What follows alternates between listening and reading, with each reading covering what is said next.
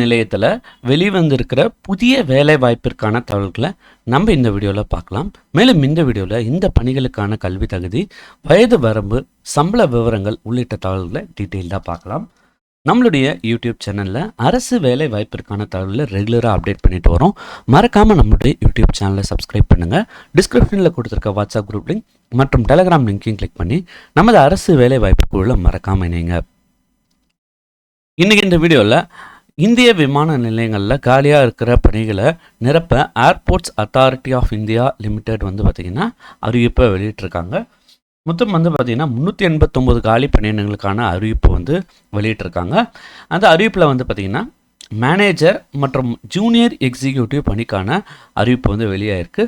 So manager engineering சிவிலுக்கு 145 காலி பணியிடங்களும், manager engineering electrical பிரிவுக்கு 16 காலி பணியிடங்களும், மேனேஜர் ஃபினான்ஸுக்கு 34 காலி பணியிடங்களும், மேனேஜர் இன்ஃபர்மேஷன் டெக்னாலஜி பிரிவுக்கு 5 காலி பணியிடங்களும், மேனேஜர் ஆர்கிடெக்சருக்கு 4 காலி பணியிடங்களும், மேனேஜர் லாக்கு 2 காலி பணியிடங்களும், மேனேஜர் ஃபயர் சர்வீஸ்க்கு 14 காலி பணியிடங்களும், மேனேஜர் ஆப்ரேஷன்ஸ்க்கு 28 காலி பணியிடங்களும், மேனேஜர் கமர்ஷியலுக்கு 9 காலி பணியிடங்களும், manager corporate planning and management சர்வீஸ்க்கு 1 காலி பணியிடமும், மேனேஜர் கார்ப்பரேட் கம்யூனிகேஷன்ஸ்க்கு 2 காலி பணியிடமும், ஜூனியர் எக்ஸிக்யூட்டிவ் ஃபினான்ஸ் 36 காலி பணியிடங்களும், ஜூனியர் எக்ஸிக்யூட்டிவ் லாக்கு 6 காலி பணியிடங்களும், ஜூனியர் எக்ஸிக்யூட்டிவ் ஆப்ரேஷன்ஸ்க்கு 79 காலி பணியிடங்களும், ஜூனியர் எக்ஸிக்யூட்டிவ் சர்வே அண்ட் கார்ட்டோகிராஃபிக்கு 8 காலி பணியிடங்களும், என்ன டோட்டலாக சேர்த்து 389 காலி பணியிடங்கள் இருக்கிறத அறிவிச்சிருக்காங்க.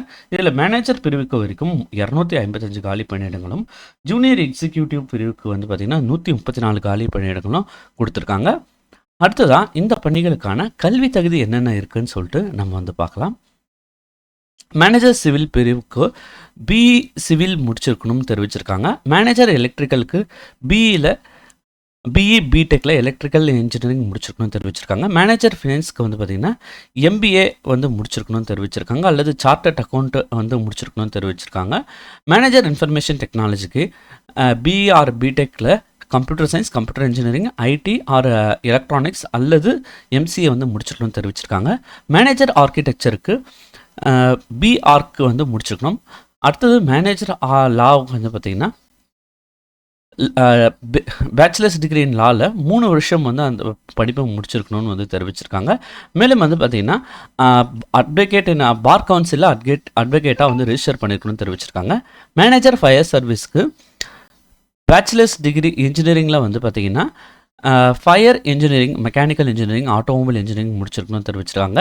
மேனேஜர் ஆப்ரேஷன்ஸ்க்கு பார்த்திங்கன்னா பிஎஸ்சி அல்லது எம்பிஏ, பிஎஸ்சியுடன் எம்பிஏ முடிச்சிருக்கணும்னு தெரிவிச்சிருக்காங்க, அல்லது பிஇ முடிச்சிருக்கணும்னு தெரிவிச்சிருக்காங்க. மேனேஜர் கமர்ஷியலில் பார்த்திங்கன்னா எம்பிஏ முடிச்சிருக்கணும் மார்க்கெட்டிங் பிரிவில், அல்லது பிஇ முடிச்சிருக்கணும்னு தெரிவிச்சிருக்காங்க. Manager corporate planning and management சர்வீஸில் mathematical statistics, operation research, statistics, applied statistics, economic with statistics, mathematics with ஸ்டாட்டிஸ்டிக்ஸ்னு சொல்லிட்டு பிஜியில் முடிச்சிருக்கணும்னு தெரிவிச்சிருக்காங்க. மேனேஜர் கார்ப்பரேட் கம்யூனிகேஷன்ஸ்க்கு மாஸ் கம்யூனிகேஷன்லையும் ஜேர்னலிசம் அல்லது லிட்ரேச்சரில் பார்த்திங்கன்னா பேச்சுலர்ஸ் டிகிரி முடிச்சிருக்கணும். மேலும் பார்த்திங்கன்னா போஸ்ட் கிராஜுவேட்டில் டிப்ளமா 2 இயர்ஸில் ஜேர்னலிசமும் மாஸ் மீடியா அல்லது மாஸ் கம்யூனிகேஷன் முடிச்சிருக்கணும்னு தெரிவிச்சிருக்காங்க. ஜூனியர் எக்ஸிக்யூட்டிவ் பணியை பொறுத்த வரைக்கும் எம்பிஏ முடிச்சிருக்கணும்னு தெரிவிச்சிருக்காங்க. எந்த துறைகளில் பார்த்திங்கன்னா ஃபினான்ஸ் பிரிவில் முடிச்சிருக்கணும்னு தெரிவிச்சிருக்காங்க, அல்லது காஸ்ட் அக்கௌண்டன்ட் அல்லது சார்ட்டர்ட் அக்கௌண்டன்ட் முடிச்சிருக்கணும்னு தெரிவிச்சிருக்காங்க. ஜூனியர் எக்ஸிக்யூட்டிவ் லாக்கு பார்த்திங்கன்னா டிகிரி இன் லாவில் முடிச்சிருக்கணும்னு தெரிவிச்சிருக்காங்க. கூடுதலாக பார்த்திங்கன்னா பார் கவுன்சிலில் அட்வொகேட்டாக ரிஜிஸ்டர் பண்ணியிருக்கணும்னு தெரிவிச்சிருக்காங்க. ஜூனியர் எக்ஸிக்யூட்டிவ் பணிக்கு பொறுத்த வரைக்கும் பிஎஸ்சி உடன் பார்த்திங்கன்னா எம்பிஏ முடிச்சிருக்கணும்னு தெரிவிச்சிருக்காங்க, அல்லது பிஇ முடிச்சிருக்கணும்னு தெரிவிச்சிருக்காங்க.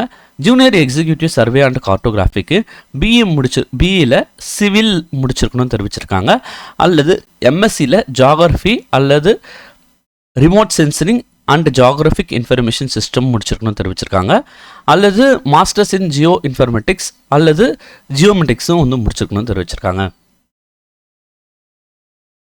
அடுத்ததாக இந்த பணிக்கான வயது வரம்பு குறித்த தகவலை பார்க்கலாம். மேனேஜர் பணிக்கு வந்து பார்த்திங்கன்னா 32 வயசுக்குள்ளே இருக்கணும்னு தெரிவிச்சிருக்காங்க. ஜூனியர் எக்ஸிக்யூட்டிவ் பணிக்கு 27 வயசுக்குள்ளே இருக்கணும்னு தெரிவிச்சிருக்காங்க. வயது வரம்பு தலைவர்கள் பொறுத்த வரைக்கும் எஸ்சி எஸ்டி பிரிவினருக்கு 5 ஆண்டுகளும், ஓபிசி பிரிவினருக்கு கூடுதலாக 3 ஆண்டுகளும், persons with disability benchmark disability பீப்புள்ஸ்க்கு வந்து பார்த்திங்கன்னா கூடுதலாக வந்து 10 ஆண்டு தலைவர்களும் வந்து கொடுத்துருக்காங்க. அடுத்தது இந்த பணிக்கு அப்ளை பண்ணுறதுக்கான லாஸ்ட் டேட் வந்து பார்த்திங்கன்னா 7/9/2026. இந்த பணிக்கு நீங்கள் அப்ளை பண்ணுறதுக்கு AAI.AEROன்ற இணையதள முகவரி மூலமாக 7/9/2026க்குள்ளே நீங்கள் வந்து அப்ளை பண்ணணும். அதுக்கான லிங்க் வந்து நான் டிஸ்கிரிப்ஷனில் கொடுத்துருக்கேன். இந்த பணிகளுக்கான சம்பளத்தை பொறுத்த வரைக்கும் மேனேஜர் பிரிவுக்கு வந்து பார்த்திங்கன்னா 60,000 1,80,000 வரைக்கும் சேலரி ஃபிக்ஸ் பண்ணியிருக்காங்க. ஜூனியர் எக்ஸிக்யூட்டிவ் பொறுத்த வரைக்கும் 40,000 1,40,000 வரைக்கும் சேலரி வந்து ஃபிக்ஸ் பண்ணியிருக்காங்க. அடுத்தது இந்த பணிக்கு வந்து பார்த்திங்கன்னா தேர்வு முறை எப்படி வந்து செய்கிறாங்கன்னு பார்க்கலாம். ஸோ இந்த பணிக்கு வந்து தேர்வு முறை வந்து பார்த்திங்கன்னா ஆப்ஜெக்டிவ் டைப் டெஸ்ட், அதாவது கம்ப்யூட்டரில் ஆன்லைன் மூலமாக வந்து நடக்கும். இந்த ஆப்ஜெக்டிவ் டைப் டெஸ்ட்டில் வந்து பாஸ் ஆகிறவங்களுக்கு அடுத்த கட்ட தேர்வுகள் மற்றும் அப்ளிகேஷன் வெரிஃபிகேஷன் வந்து பண்ணிவிட்டு, அதாவது சர்டிஃபிகேட் வெரிஃபிகேஷன் பண்ணிவிட்டு இந்த பணிக்கான நியமன அறிவிப்பு நியமன வந்து கொடுக்கறதா தெரிவிச்சிருக்காங்க.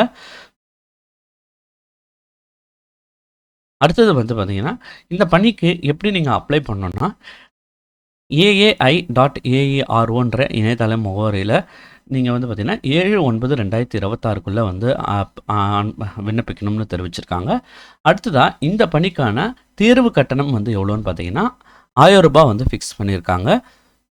மேலும் வந்து பார்த்திங்கன்னா இந்த 1000 ரூபாயிலேருந்து யார் யாருக்கெல்லாம் வந்து எக்ஸம்ஷன், அதாவது விலக்கு வந்து கொடுத்துருக்காங்கன்னா எஸ்சி பிரிவினருக்கும், எஸ்டி பிரிவினருக்கும், பர்சன்ஸ் வித் பெஞ்ச்மார்க் டிசேபிலிட்டி கேண்டிடேட்ஸ்க்கும் மற்றும் பெண்களுக்கும், மேலும் வந்து பார்த்திங்கன்னா அப்ரெண்டிஸ் வந்து 1 year apprenticeship training airport authority of India லிமிடெடில் முடித்தவங்களுக்கும் தேர்வு கட்டணத்திலிருந்து விலக்கு அளிக்கிறதா வந்து தெரிவிச்சிருக்காங்க. நீங்கள் தேர்வு கட்டணத்தை வந்து பார்த்திங்கன்னா ஆன்லைன் முறையில் வந்து செலுத்தணும்னு வந்து தெரிவிச்சிருக்காங்க. மேலும் இந்த பணிகளுக்கு நீங்கள் விண்ணப்பிக்க 7/9/2026 தான் வந்து கடைசி நாள்.